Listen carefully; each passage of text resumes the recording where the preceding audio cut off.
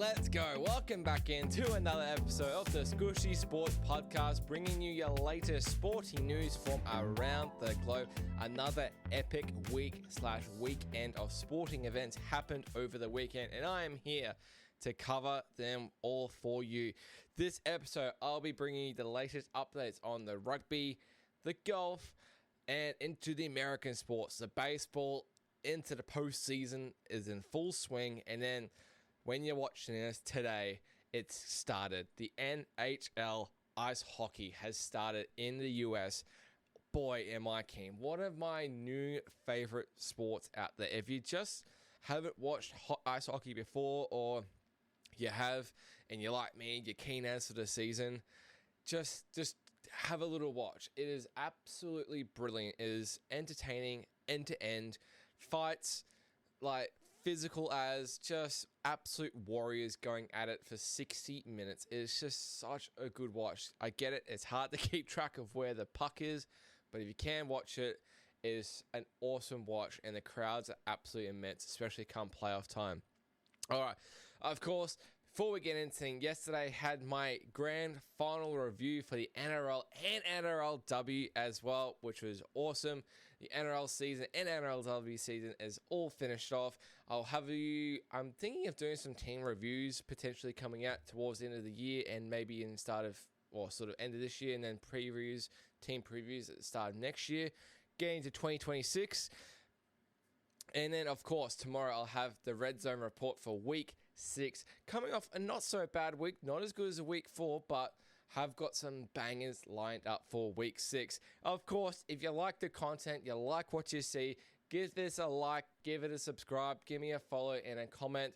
The algorithm really helps it build my channel early on. We're up to, 34 subscribers now, which is, for me, it's awesome. I'm loving doing it, and every single subscriber means so much to me as well. So, as I said, if you like it, give me a like, subscribe, follow me on my socials as well.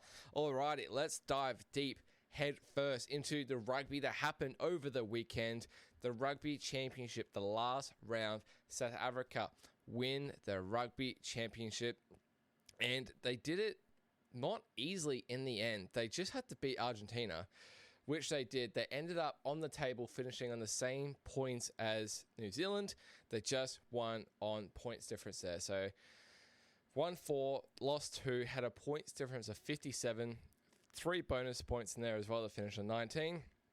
And All Blacks did the exact same thing. 1 4, lost 2, 8. Positive 8 on the points difference, and 3 bonus points to finish on 19. What is that? 49-point difference, and they lost by 30 to New Zealand. To South Africa. So there it is. Just happened in one game. 60-point swing. If they don't concede a try at the end there, it makes it super tight. So every single point ended up mattering in this contest. So yeah, absolutely crazy scenes. All right, the first game of the Week 6 in the Rugby Championship was the second game of the Bledisloe Cup as well, and that was the All Blacks heading to Perth, defeating the Wallabies 28-14. In the absolute torrential rain, but the All Blacks got it done. Wasn't pretty, but we got it done anyway. 11 straight wins in the Bledisloe Cup matches for the All Blacks as well. And what is that? The 23 years in a row retaining the Bledisloe Cup. Can't complain whatsoever. I don't even remember. Literally in my lifetime, I would have been 2 the last time Aussie won the Bledisloe Cup. So I'm chuffed. the day Aussie do get it back, oh my God, I'm going to be heartbroken as. But in terms of the actual game, it was 17-9 at halftime for the All Blacks. As I said, it was pretty much raining the entire time of this game in Perth. Just torrential weather. And we had Beauden Barrett out in this game. We had a couple other outs as well, but Damien McKenzie, he came into number 10 in this game. I thought he was very, very much below par. Clear reason why, I guess, why Beauden Barrett has stuck at 10 for a couple years now. Damien McKenzie just did not have it, in my opinion. Just didn't really correct too much, in my opinion. I think he's a better fullback. Definitely, I think he's a better fullback. Obviously, we've got so much talent at the back there and so much choice. We've got Will Jordan, who I think is arguably one of the best players in the world, honestly. Like, I think he's unreal. Just didn't quite have it for Mackenzie. I don't think both 10s really did too much in this game. Taint Edmund, was it? Yeah, Edmund. Yep, he didn't really do too much for Australia. Tried his best in sort of the first half, and just didn't really correct too much in the second half of the Wallabies there. Like Mackenzie, he missed 3 pretty easy kicks in that first half. Penalty in the first half, literally the first 5 minutes. From in front, 40 metres, missed it. And then a couple conversions. Like, one was nearly right in front, and he just completely missed it. And then another one hit the post. And it was 17-9 at half time. In my head, I was like, this should be 24-9. Like, this should be almost game done. Like, but that's rugby. That's what happens. Kicking is such an integral part, especially in that wet weather. I thought best on ground for me was Quinn Tupaia. Comes back into the side. I thought he was absolutely immense for the All Blacks. Really showed his strengths on attack. Really showed some strong defense. Scored an awesome, brilliant try. Solo try himself. That first try that he scored was awesome. And then that second try was fluky as. Jordie Barrett puts a nice little grubber in. I believe he put another sort of grubber in. Like, tried to kick again. Went straight into the Wallabies fullback. And it falconed straight off his head. Just fluky as. Gets to bounce to Quinn Tupaia, who's able to sort of kick and regather it and score under the sticks. Fluky as. I don't think I've ever seen anything like that in a rugby game before. But you take it when you can. You take it when you can. But yeah, I thought he was really, really good. Another one was Cam Roigard. This guy at number 9 makes such a difference to this All Blacks attack. He is so dynamic out of the breakdown. And I just love how he's got this run-first mentality. Not get the ball and go straight to out the back. I like where if he sees the opportunity, he'll take it. He's a try-scoring number 9, and I really like that. When he was injured and we had like Finlay Christie in there and the others in there, it's not coming to my head at the moment now. Just thought they really they were good, but just sort of didn't have that dynamic as it was with Cam Roigard. So Roigard, I think he should be our number 9 long term. Hopefully he's going to be our number 9 sort of come the World Cup in 2027. I am a big fan of Cam Roigard in this team. Special shout out to James Slipper, the Wallabies number 1, the Lucy. He has been around for yonks. I think he debuted in 2011 for the Wallabies. 151 caps later for the Wallabies. Retires on home soil. Absolute, what a career. You got to commend a bloke like that. Yes, he's on the rival team that I support. But it's not about that. The level of respect I have for James Slipper, 151 international tests. Literally over, 10 a year? Maybe over 10 a year. Few World Cups in there. Obviously didn't get to win a World Cup, but he's definitely had his glory moments for sure. Had his dark days, but man, he's just so much courage in that team, and they're really going to miss him in that team, 100%. Speaking of Will Jordan before, I get it. He's got so much talent in the world. I thought he was really quiet in his 50th test as well. I get it. Probably wasn't the most ideal conditions for him in this weather, but just sort of like that little bit of polishing that we're used to. Thought Jordie Barrett, I thought he really competed well in this game. Ardie Savea, of course, he really competed as always. Scott Barrett, he made a return straight into captain. Speaking of captains, I don't know if this is unpopular or not or popular opinion, but I think Ardie Savea should be captain. And when I look at Ardie Savea, I just think, you just look at a bloke and it just looks like someone who, no matter what the circumstance, is going to put his body on the line, and he will almost die for his country. And I'm not saying that's not Scott Barrett whatsoever. I just don't know if I see it when I look at Scott Barrett. You know what? I don't. It's hard to kind of explain, but when I look at Ardie Savea, I'm like, I just seem to have this more confidence and trust that, okay, this guy is respected. He's got leadership and he can make the big plays as a captain when he needs to. and he just rips in every single time, whether he's off the ball, whether he's got the ball. He runs so bloody hard, and his ability in the breakdown is just top tier. Like, literally best player in the world for a reason. But yeah, didn't win the Rugby Championship. We retained the Bledisloe. We lose our number 1 ranking as well in the world. South Africa back to number 1, which I guess is deserved because they smashed us a few weeks ago. All Blacks, we now have a bit of a break, sort of a month break. We actually travel to the US, and we are not playing the USA Eagles. We play essentially a UK swing, which is cool to see. It doesn't happen very often scheduling wise. So we get to play Ireland in Chicago, which bit of PTSD. We play the week after we travel to Scotland, week after we travel to England, and then the week after we finish it off with Wales. So if there was a world where we can defeat all 4 teams and destroy the UK sort of 4 teams, like the British and Irish Lions, that would be awesome. It's just a really good sort of thing to have in your resume. I don't know. I just trying to remember like the last time that happened for the All Blacks. You always seem to get like an Italy in there or like a France in there. Sometimes we might play a Japan, but it's really cool to see 4 games against the UK sides. I am keen as over 3 weekends or 4 weekends essentially, but which can technically 3 weeks. It is going to be awesome. They're shit times for me in Australia, but I'll be watching 100%. Wallabies wise, they travel to Japan in a couple of weeks. They have a test against Japan in sort of a couple of weekends time.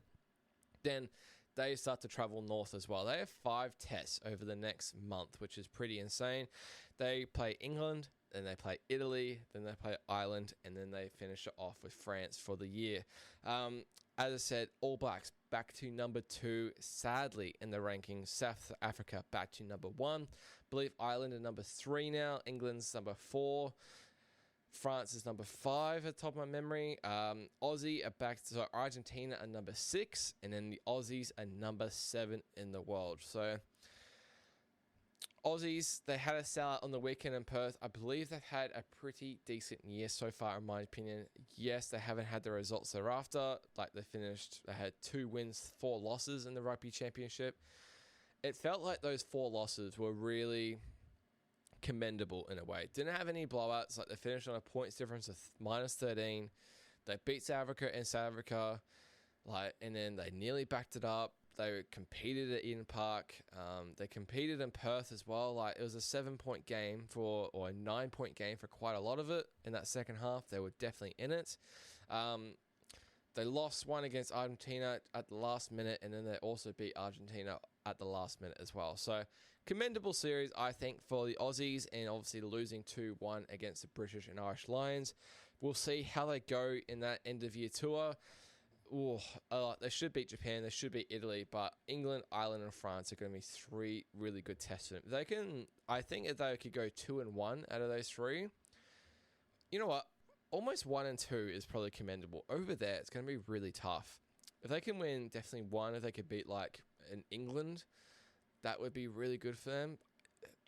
Anything but 0-3, obviously. Anything but 0-3 out of those 3 games.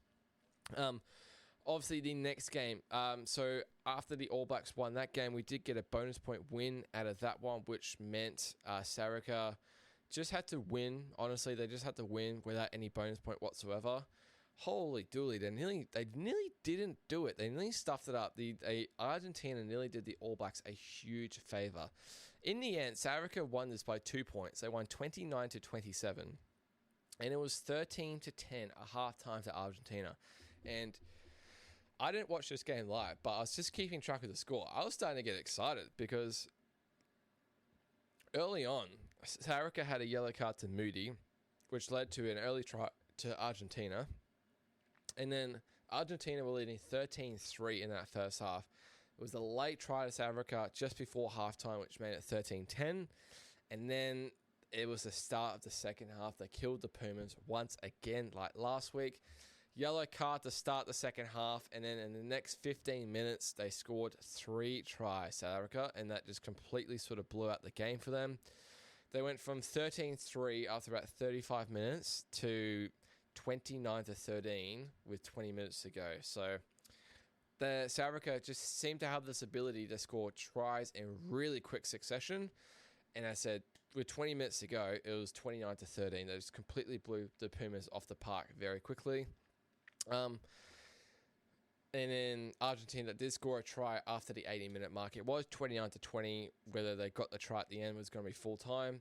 But very commendable effort by Argentina. They got the cover. They got the bloody cover. This game was quite cool as well. I spoke about it, I think, last week or the week before, how this game was in Twickenham Stadium in London. And I had no idea why, right? I was very confused. Why is this game in the Northern Hemisphere? It's a Southern Hemisphere comp. But the reasoning all makes sense. It was an Argentina home game, technically. So they did do it to boost profits for the Argentina Rugby Federation, which is quite cool. They do make more revenue off a home game like this than they would have back in Argentina, which I found quite surprising. But there was a crowd of 70,000 people there. I assume the ticket prices were a little bit more. Obviously would have been some sort of sponsorship deal, or the hiring of the stadium wouldn't have been too much. That was the second ever Rugby Championship game to be played outside the Southern Hemisphere. I believe the other one was in 2016. Australia played Argentina, but I think it's quite cool. Try and get the Southern Hemisphere rugby teams into the Northern Hemisphere a little bit more, rather than the Northern Hemisphere people just always watching your England, France. Yeah, obviously Scotland, Wales, Italy, the Six Nations teams kind of thing. So, yeah, I thought it was quite cool. I sort of hope they do it a little bit more in the future. And if it's boosting profits for Argentina rugby, that's, I guess, money is only going to help them with their grassroots and just overall as a rugby nation. What I want to sort of quickly talk about as well is this whole Rugby 360 comp that's happening sort of based out of Saudi Arabia. Obviously, there's big rumours going around. There's a few NRL players that it's almost all but confirmed to be going. That looks like sort of Nelson Asafa-Solomona. I feel like Roger Tuivasa-Sheck is going to go. Ryan Pappenhausen, he's a really big talking point. Zach Lomax is another one. Jai Gray is another one as well. And these guys are getting offered big money. I'm talking close to $1 million, if not $1 million plus, to play for these rugby teams. And it's not just based out of Saudi Arabia. They're kind of doing it, let's just say it's the rugby union style of live golf, right? Where they have all these sort of teams around the world, and each week they'll sort of go to a different place. Kind of like a Formula One circuit in a way, like your Grand Prix every weekend. So there's going to be 8 men's teams, and there's going to be 4 women's teams based all around the world. Has been given the green light to start next year. Apparently, there's going to be sort of 2 different windows with this comp. Whether it's 2 different comps, I'm not sure. They're going to look at starting in April to June as one comp, and then they're going to do August to September. So a big reason for that is the June/July internationals that happen. Part of this is, I assume, apart from the All Blacks, that most other countries will allow their team to play the Rugby 360 comp and also compete for their country in internationals. I do know for New Zealand rugby, if you are playing rugby outside of a New Zealand comp, where outside of Super Rugby essentially, you are not eligible to play for the All Blacks. So the 8 teams that look like that'll be based for the men's side at least, I assume 4 of the women's will be based in the same as well. You've got London, you've got Miami and Boston, the 2 American teams. You've got Tokyo, you've got Dubai, which is pretty cool. You've got Cape Town, you've got Lisbon, and you've got Madrid. So pretty much battling the whole globe except the Southern Hemisphere, really. And kind of going to countries apart from like London and sort of Tokyo, and Cape Town in a way. Trying to go for Spain and Portugal and Dubai, and yeah, that is, it's going to be, the concept is there. It's just whether they can pull it off, whether they can get the fan base. The funding is obviously going to be there if it's from the Saudis. They've got someone from the Live Golf League who used to work for Live actually helping out with this one. I think Mark Tyndall, he used to be an English international. He's helping out with this comp as well. So just wanted to touch on that briefly. It is quite an interesting concept, and more interesting to see how it impacts the NRL as well and other rugby comps around the world too. All right, bit of golf chat for the week. The FedEx Cup Fall Series continues this week in Japan. So we had the FedEx Cup Fall Series start just before the Ryder Cup. We had the Rugby Championship where Scotty Scheffler won that. The FedEx Cup Fall Series is more for the people who finished outside 50th ranking in the FedEx Cup finale last year, right? So the top 50 who finished in the FedEx Cup, they have got full status for next year. They get to play the signature events. If you're top 50 in the world ranking, it generally means you're going to be able to play the majors as well, which is really cool. But if you finish outside the top 50, so you have the opportunity to play this FedEx Cup Fall Series. So there's 7 events in the Fall Series before they start next year at the Century Tournament of Champions in Hawaii. This week is the third one. They're going to Japan this week, which is pretty cool. Do love an international PGA Tour event. So the other one after the Pro Call was the Sanderson Farms Championship. So Stephen Fisk won that one as well. As I said, this is built for players who finished outside the top 50 in the FedEx Cup. So I'll just go through sort of like the how it works with the category. So if you finish 51 to 70, you compete in these events to play in the signature events for next year. So it's like Arnold Palmer Invitational, like the Players, that sort of thing. 71 to 100, you are looking to secure your full status for the year after.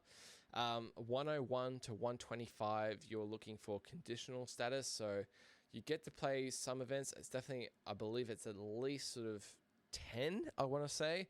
And then obviously you sort of get first eligibility if someone drops out or if you play well, that sort of thing.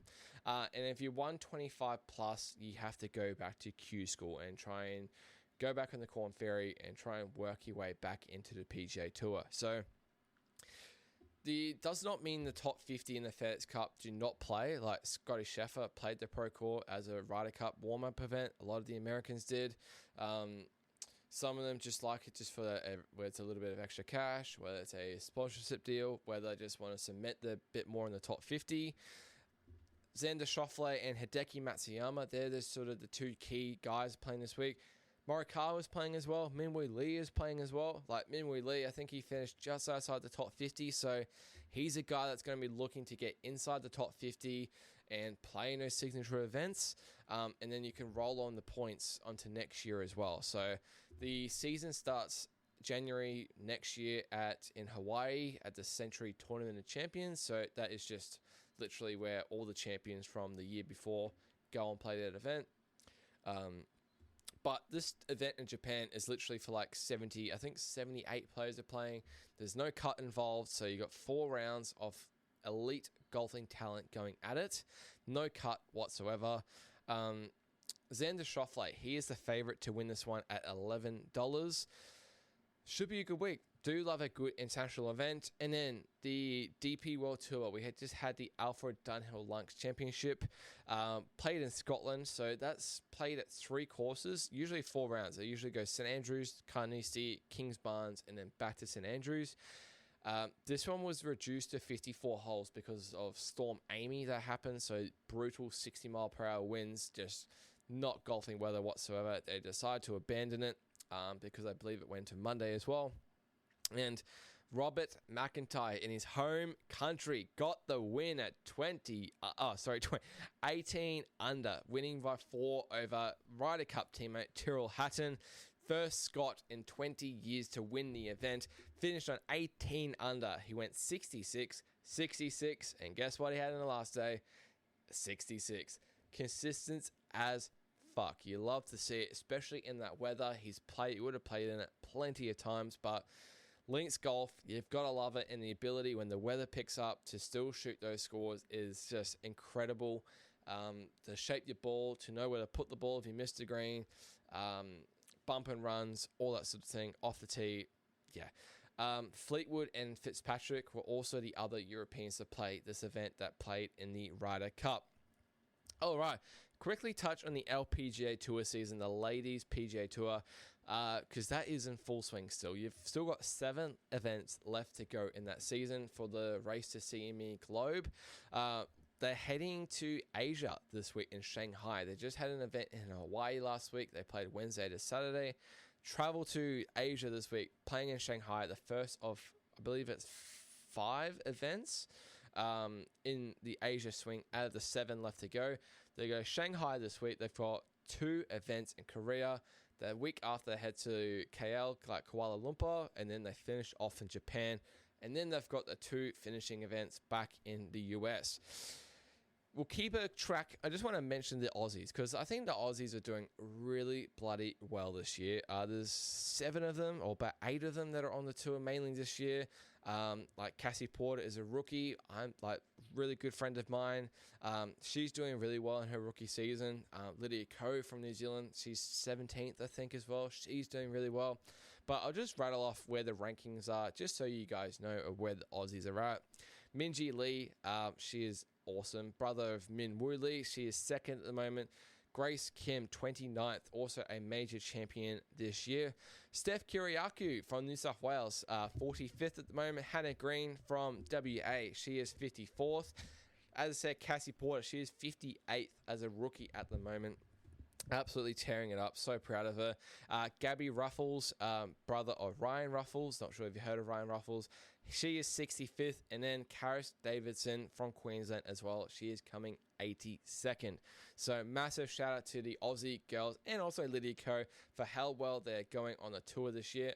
Hope they absolutely smash it on the Asia swing starting this week, as I said, in Shanghai. All right, and we'll cross to the American sports. We're in full swing of the baseball postseason, which is awesome to see. The wild card rounds is done. We are now into the division series. So just quickly touching on the wild card series, we had the Yankees defeating the Red Sox 2-1, coming from 1 game down to win in New York. Ken Schlittler in the 3rd game, a rookie pitcher for the Yankees, I think he's 22 years old, just blew the Red Sox out of the park. He had 12 strikeouts. I don't think he forced a hit. I don't think he forced a walk. What a performance under that sort of pressure in the Bronx as well, against a massive rival like the Red Sox. I believe they won 4-0 or something.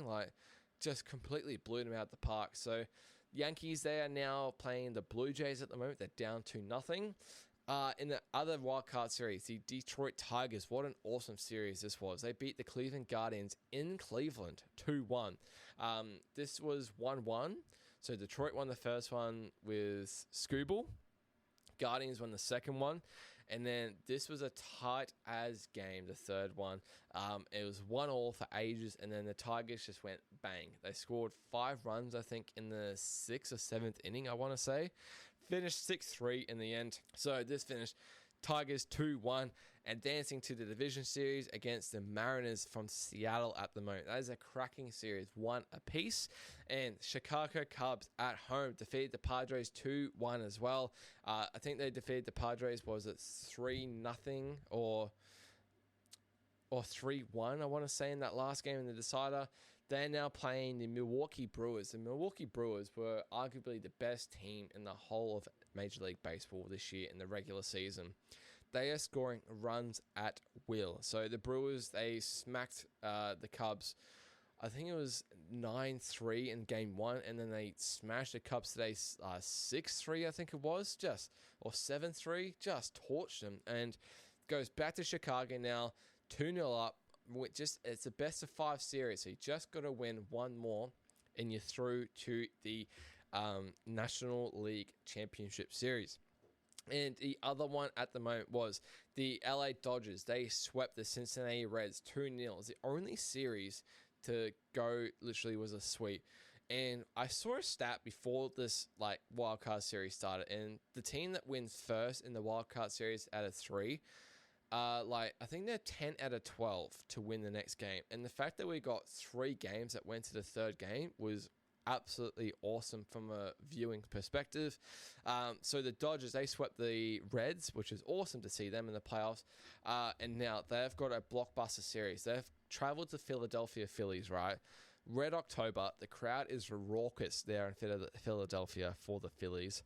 and they've gone into Philadelphia the first 2 games and bloody knocked them off.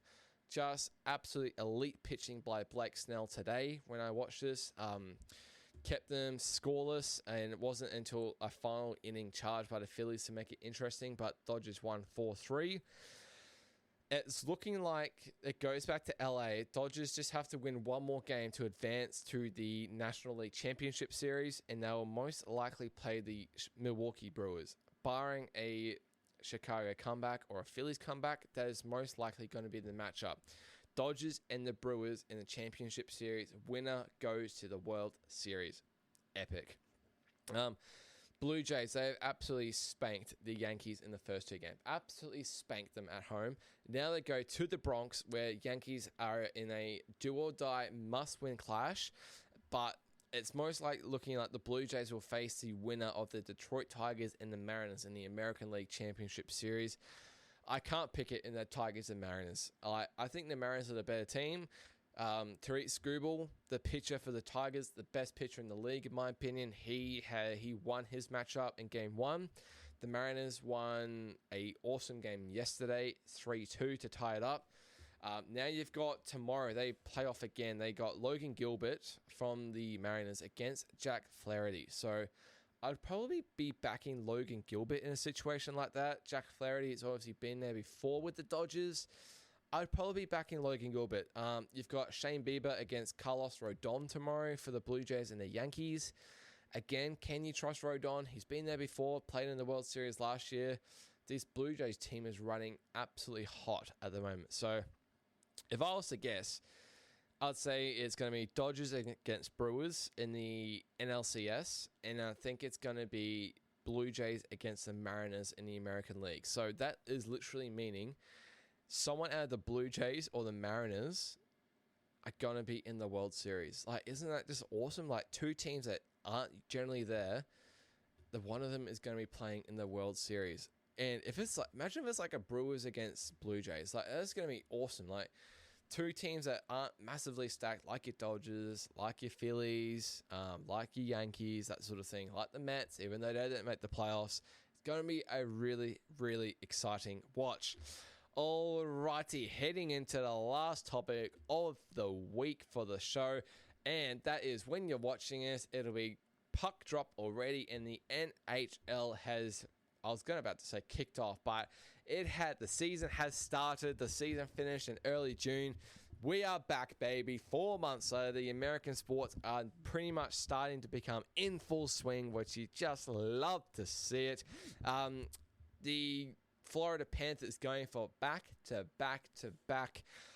They have raising the banner in the first game of the season at home against the Blackhawks from Chicago. Panthers are pretty heavy favorites in that one. Chicago is not expected to be good this year.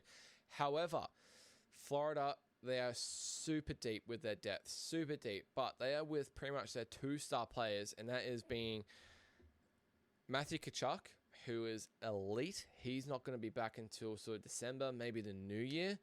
And then a big one that's happened just about a week ago, their captain, Alexander Barkov, gets a ACL and MCL injury in training.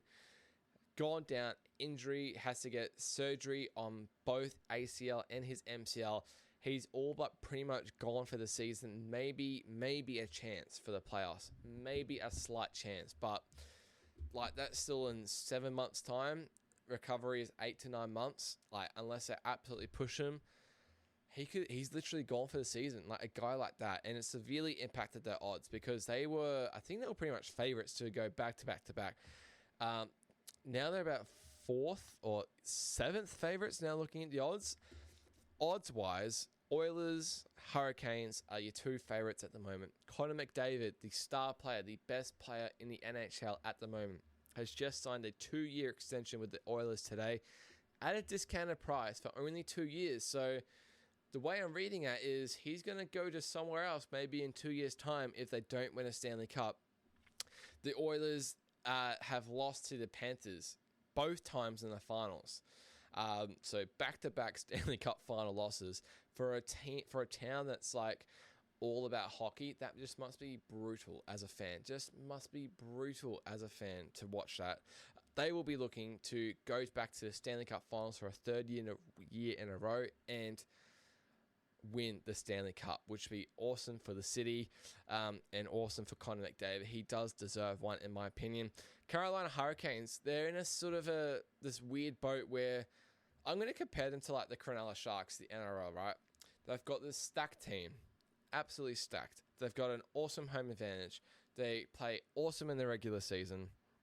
They've got this mint home advantage when it comes to playoffs, and they just can't finish it off. They just can't get over this hump. I think they lost in the Eastern Conference Finals last year. They lost in the Eastern Conference Final 3 seasons ago against the Panthers, and then they lost in the semi-final, I think, 2 years ago, I want to say. They just can't seem to get the job done, but they've got such an elite team. It's like frustrating, but their fans deserve it. I think at the moment, it's Oilers and Canes in the final at this stage by the favourites. So Panthers are $11 now. Like ahead of them are the Avalanche from Colorado. You got the Dallas Stars. You got the Vegas Golden Knights, who have now got Mitch Marner from the Leafs. They're going to be awesome. And you've also got the Tampa Bay Lightning there as well, who's always going to be there, pretty much there amongst, like, they're an elite team as well. They won back-to-back Stanley Cups in the COVID years, 2020 and 2021. It's going to be a ripping season, just so good. Like, as I said, banner-raising game, Panthers, Blackhawks. Panthers going to be without Barkov and Tkachuk. The Blackhawks, they got Connor Bedard, obviously, but they are power ranked last by ESPN. 32nd. They're literally the favorite for the number 1 draft pick. They're paying 400 to 1 to win the Stanley Cup. They have the worst odds with the San Jose Sharks, which pretty much lines up. Makes sense. The other 2 games, we've got 3 games to kick off opening day. The New York Rangers, they play at home to the Pittsburgh Penguins, and then awesome game to finish it off, the Colorado Avalanche against the LA Kings in LA. Avalanche have they've had a full preseason with Rantanen, who was pretty much out for most of the regular season last year and even the year before that. Finally had a full off-season and a preseason with Rantanen. I think they'll cook it this season. I think they'll start really hot as well. They'll be ready to go. Going back to the Panthers, Matthew Tkachuk, as I said, he is on LTIR, so that's a long-term injured reserve. So long-term IR means you miss at least 10 games or 24 days, but it means you can also use what their cap, like their salary would have been in the games that they're missing, towards another player.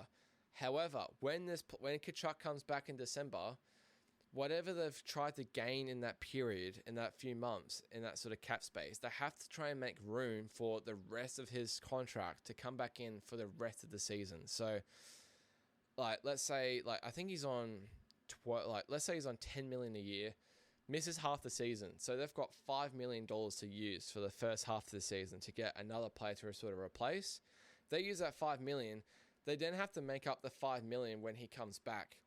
So they either have to trade someone away or they have to send someone away with the trade sort of period mid-season. So it's all interesting how it sort of works out. And then speaking of the Oilers, obviously McDavid took a discounted rate for his extension. They've still got Stuart Skinner in goal, which I think is still their Achilles heel. He was awesome for most of the playoffs last year, and then when it came to the time mattered in games, the Stanley Cup final especially, he just had some shockers. He has the ability to let through some really easy shots, and before you know it, a team has put 4 or 5 on them. This Oilers team is awesome. You got McDavid, you got Draisaitl, you got Nugent Hopkins, you got Bouchard. God, I could go on. This team is ripping, but Stuart Skinner in goal, not my favorite goaltender. For me, with Florida, as long as you got Sergei Bobrovsky in goal, they're going to be okay, I think. So, Oilers and Canes, as the favorites, they are number 1 and number 2 in the power rankings. Matt Schaefer, he was the number 1 pick from the Islanders, who are sort of a little bit of a smoky this year, I guess, in a way, with him in there. Odds-wise, I'm just having a look for you now. They're still 100 to 1, but They were the number one. They won the lottery. I don't think they're going to be anywhere near that. They could be a potential smoky playoff team, but I think they'll be there in amongst just the middle there. Obviously, a cool, really talking point. The major milestone that the NHL hit last year was Alex Ovechkin from the Capitals. He broke Wayne Gretzky's goal-scoring record, now holds the record for the most goals scored in the whole of the NHL. Gretzky had 894, I think, and Gretzky did it against the Islanders, I believe. He's now at 897 goals, so he's going to hit 900. He is 40 years old. It's just, like, insane. Can he go around 2 more years? Is there a potential he can go 50 goals and 50 goals? Like, the 1,000 goals would just be unheard of. I don't think it will happen probably ever again in the National Hockey League. It would be such a cool moment just like to see in my lifetime. But for him to get to 900, which is 3 goals away, it's just going to be so cool. And when he got to that 895, it was such a cool moment, not just in hockey, but all of sports as well. But I am absolutely buzzing for the season to start. You've got NBA tipping off. I believe it's in a couple weeks. I believe the Rockets play the Thunder in the first game there. NFL, we're in week 6 now. We're in the division series of the baseball as well, with literally so close to the World Series. We're going to have the equinox of American sports happening very, very soon. And I am here all for it and here for you as well to give you all the updates. But that will do it for another episode of the Skooshi Sports Podcast, giving you my review of the rugby happened over the weekend, the golfing results, the baseball postseason, and of course the NHL season starting tomorrow for me. But when you're watching this, the puck would have been dropped. We are here, baby. Let's get it. Thank you so much for watching, guys. If you liked what you saw, give it a good old like. Give me a comment. Let me know your thoughts on the episode.